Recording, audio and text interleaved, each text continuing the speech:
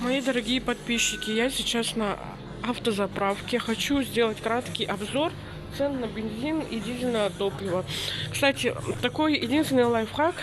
На автозаправках в Якутске цены, кстати, дешевле, чем в магазинах. Некоторые цены. Они не так сильно взвинчивают цену, да. Например, соки вот такие в магазинах стоят 125 рублей, здесь 120. Ой, 150, они стоят 125. Ну и цены вот на бензин. Смотрите.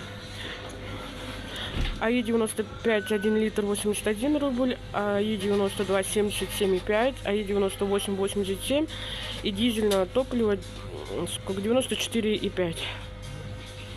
У них вроде накопительная. Ну, вот здесь колонки, можно самой оплатить по карте и пойти без кассира, да. Вот люди заходят. Я заказала кофе. Кофе стоит 120. Я вам когда делала обзор на кофейню, просто обычную уличную кофебудку, так там капучино 280 стоит. Попробую эспрессо здесь. Я пью крепкий кофе. Ну, водичка, смотрите. Ну, как бы, в принципе, здесь недорого. То есть, если вы сколько едете проездом, спокойно можете заезжать на автозаправки. Ну, не все такие красочные и богатые, как вот, например, получается Туймада нефть. Есть Чебойл, там обычно чего-то не хватает всегда. Газпром заправки.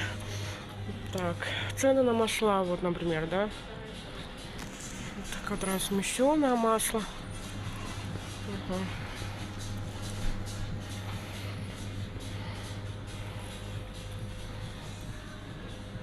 Люди заправляются. Здесь раньше была возможность сесть и выпить кофе. Что-то здесь все обставили так, чтобы никто не сидел, да. Ну, есть еще туалет, вот. Смотрите. Тоже как вариант.